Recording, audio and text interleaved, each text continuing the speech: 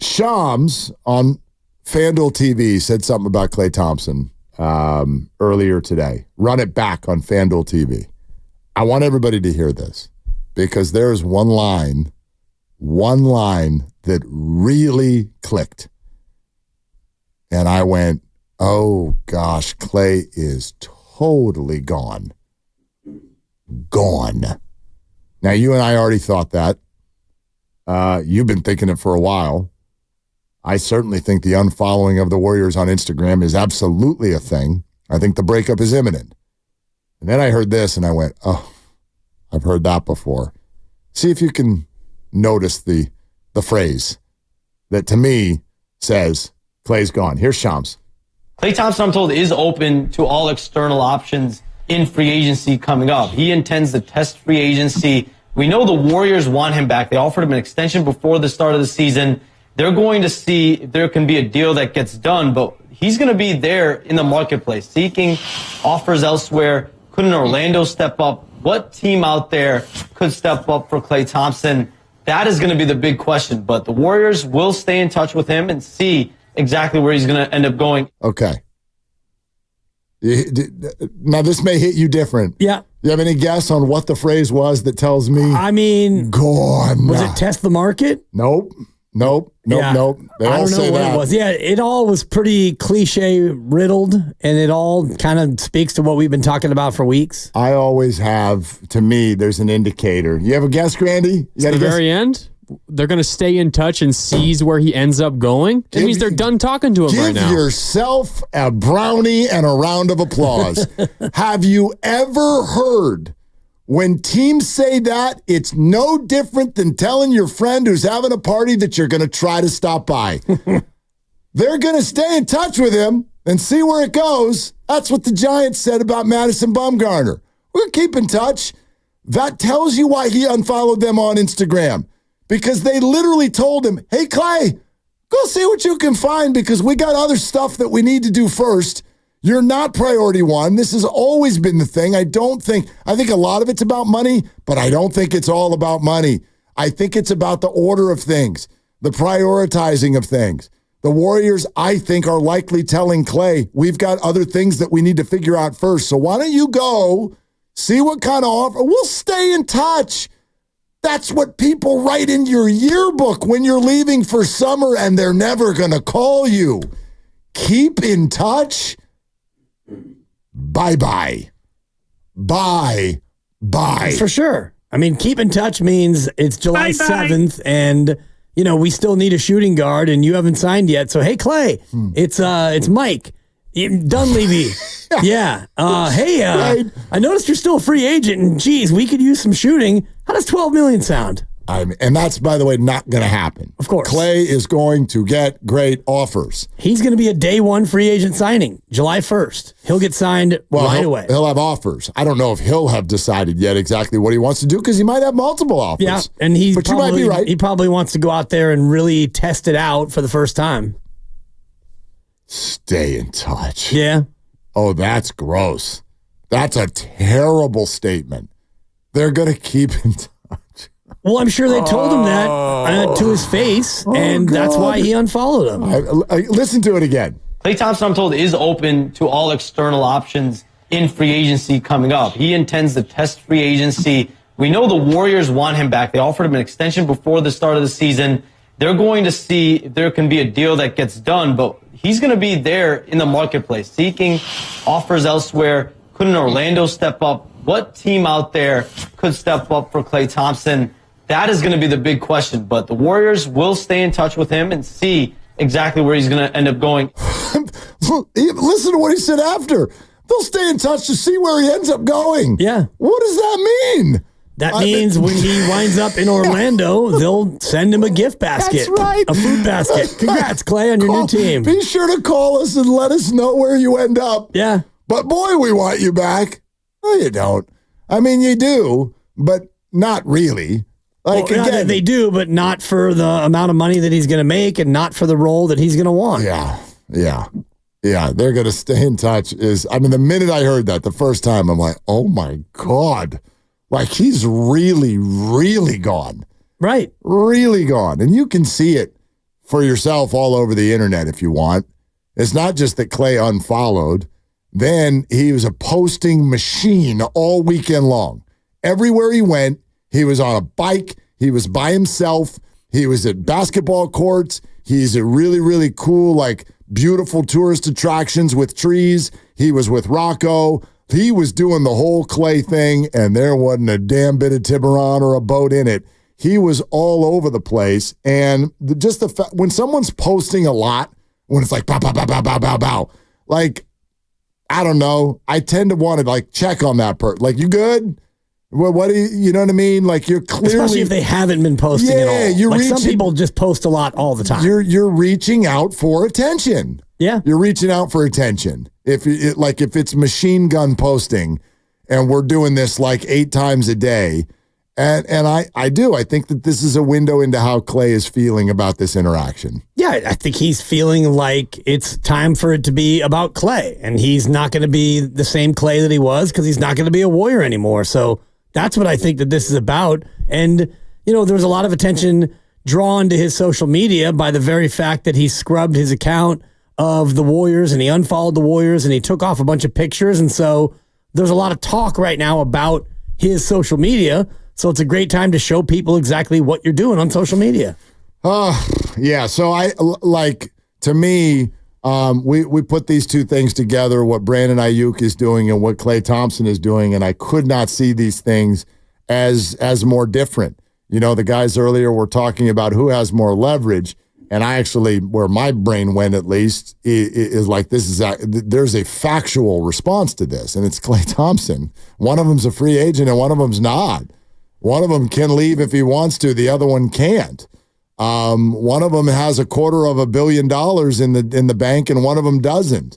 Like, Klay Thompson has way more leverage, and his story is also so much closer to being written. Like, let's remember the calendar right now. Klay Thompson and the Warriors not being on the same page right now would be akin to the 49ers and Brandon Ayuk not being on the same page on August 23rd. Yeah. Like, free agency is in 2 weeks from today. Yep, no doubt. And what we're getting from Klay. 2 weeks and 14 minutes, I believe. So there you go. So we're getting unfollowings.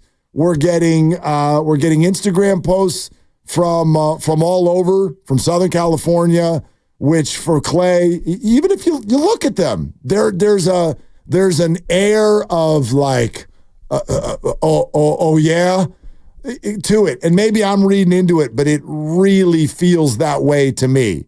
Klay's like, fine, I'm going on my bike. Yeah. And I am out, and I'm going to go do all the things I love in life. Because, you know, maybe he'd be doing that anyway. It's the off season. He's Klay. He loves the outdoors. But the whole thing to me feels like a goodbye. And Brandon Ayuk, we're reading like chapter 2. We're reading chapter 2 of the book. Well, I think that we already know the way the book ends. I mean, we've read the last chapter of this book a number of different times, as you mentioned. I don't think that this one goes the way of DeForest Buckner, because when you go back to the Buckner situation, that all happened before the draft. They made a decision that they didn't want to pay what DeForest was looking for, and so they traded him before the draft. They got a pick. They blew the pick. That's not the point of the discussion. But with Brandon Ayuk, I don't think that they're going to trade him now. I think that part of it is off the table. I don't care how good Ricky Pearsall looks at OTAs. I agree. He still isn't going to step in and be Brandon Ayuk. You and I have had that discussion about how good a rookie receiver can be right away, and you can be good, but I don't think you can be as good as Ayuk in that first year, and you're in a Super Bowl window. So I don't think that option is really on the table. For me, it comes down to what the number is going to be that ultimately he agrees to. And right now, if they're $4 million a year apart, if that's the estimated, if he wants Amon-Ra $30 million and they're offering Devontae $26 million, or you know what the other receivers have gotten at $26 million, they can meet in the middle at 28. But like you said, they're not going to do that now in June. That'll be a mid to late August thing where they finally decide on what that number will be. And I think he signs it eventually. I'm not worried about it. Yeah, I think you're touching on what is the little leverage that Brandon Ayuk has. And the leverage that Brandon Ayuk has is The 49ers are absolutely desperate to win the Super Bowl this year, and Brandon being healthy and ready to go week 1 is a very big part of that. There's no question about that. Better football team with him, worse football team without him. And so that's Brandon's leverage, which is that the 49ers do not want to limp into the start of this season. Everybody is keenly aware of the pressure that is riding on this season. So that's Brandon's leverage. It doesn't match the leverage that the 49ers have in return. Leverage doesn't even feel like part of the conversation with Klay Thompson and the Warriors. Klay is a free agent. So that sort of, in a way, takes leverage completely out of it. He can go wherever the hell he wants. Right. Nobody can, there's no pressure point to push. Like, you want to leave? You leave. Or if you don't want to sign me, then don't sign me. Right. And the Warriors are also sitting here going, look, we offered you, I think this is probably the under-discussed point of it. If they did truly offer him 2 and 48 before the year, well, what's different now? What's different now? Well, he's a year older, and they probably don't have that much money to give him. They missed the playoffs. Right. They're 10 seed. The money situation was probably largely they knew before the season what it was, but they offered him that then, thinking, all right, Klay, fully healthy season, let's go. We still think we can XYZ this year. And then while he was largely healthy, they didn't. They did not XYZ. Yeah. They did nothing. They did not even make the playoffs. And so that, to me, sort of empowers the Warriors' position where they're like, look, we're limited in how much money we have to spend this offseason. If we give you what we want, we are guaranteeing that we come back essentially the exact same team. And why would we do that? It wasn't good enough this year. Right. How would it be good enough next year? Right. So if you're playing, if you want to use the word leverage there, that I guess kind of is it. I more think it's like clarity and empowerment. For sure. You know what I mean? The on Warriors, both sides. Yeah. They're like, we can't do that. So when you hear all these reporters keep saying, and the Warriors even say it themselves, oh, we want Klay back. They do. Right. They do want him back for free, essentially. Right. They would love to have him on the team as a bench player for only the amount of money that doesn't prevent them from going out to improve themselves. Exactly. Going out to get somebody who can actually be the starter for the spot that he used to have. And that's probably super offensive to him. No doubt. I get it. Well, and I think it was super offensive to him that the offer was 2 years and $48 million back in October or wherever, and he thought that he was worth more, and I'm sure he still thinks that he's worth more, and he's probably right.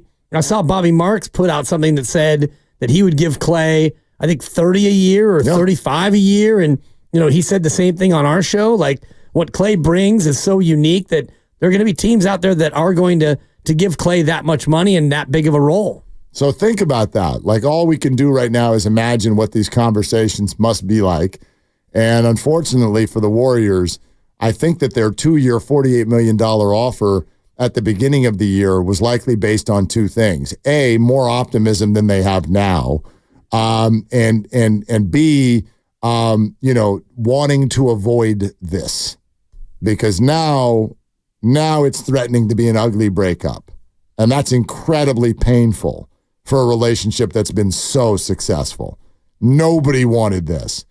Good God, if there was a way that one of the big three was going to leave, being unfollowed on Instagram is not where the Warriors wanted this to go. It would have to have been more like, almost like what Klay was saying toward the end of the year. You know what I mean? Like, look, what's good for my mental health, some new voices, maybe a role where I can be on a team that's a little bit younger, like reasons that are out of people's control. But now this is threatening to go down a road that is very uncomfortable for everybody involved. And I have no doubt that even if it does go that way, it'll circle back around and Klay will be an all-time great and the fan base will love him and he'll love the fan base someday. That'll all happen. But the Warriors, I think, badly wanted to avoid it sounding like it's starting to sound. Like they don't want Klay Thompson after all. Like they're kind of pushing him out the door or they're lowballing him. There's still a lot that can still be done between now and him signing somewhere else. And part of that will be what the reported contract was because I think many Warrior fans would think, if you gave Klay an offer of 2 years and 50, let's just say, I don't think that the offer is that high, but if that's what the offer is, and he signed somewhere else for 3 years and 75, well, you could look at that and say, all right, he got more years, and maybe it's 3 years and 80. He got more money elsewhere. He got a longer deal elsewhere.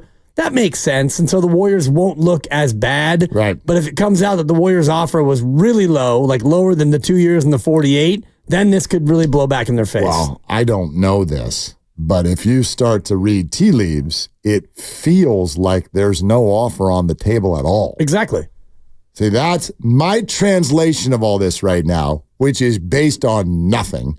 It's really just based on, I shouldn't say it's based on nothing. It's based on the behaviors that we're watching, the words of those covering the team, the insiders, and the NBA landscape. It's based on all that. I think what's really upsetting Klay is I think it's very likely that the Golden State Warriors have looked at him and said, we'd love to have you back. We don't even know what to offer you right now. We are not prepared to put a number on it because we have other priorities that we need to take care of first. And I got to think that sends the top of his head through to heaven. Knowing what we know about Klay, you want him to blow his top. It's not, hey, would you play from the bench? It's, yeah. Can you come back in 4 weeks? Yeah, exactly. And then we might be ready to talk about it then. We'll circle back to you. How's July 8th for you, Klay? Wow. And meanwhile, he's going out to be a free agent for the first time ever, which, as we mentioned, starts in 2 weeks. And so he's ready to take all the offers ahead of time. As you know, the tampering has already begun. Yep. So he's trying to line up all of his offers, and he goes to his team that he's been with his whole career, and they say, yeah, see that over there? That's called the on-deck circle. Why don't you go ahead and grab a bat? I mean, it's like when you apply for a job and don't hear back. Like, how long should I wait before I email them again? Oh, I'm circling back. I'm checking in. It's just, oh my God. You're hitting too close to home right there. Right? I was doing We've all been there. Earthquakes play-by-play, and I did one season, won an Emmy. And so I reach out in, I don't know, December. Season starts in March. Hey, when's the schedule going to come out? When's the TV schedule going to come out? I want to block out the days. And the guy over at Comcast goes, block out the days? Nobody said you had the job. Did he really say it that way? Oh, crap. You know who the team president of the Earthquakes was at the time, right? That's a terrible response. Oh, yeah, it was awkward. Oh. Team president of the Earthquakes at the time? Yes. Dave Cavill. I had a feeling that was the name you were going to say. Loser. Night.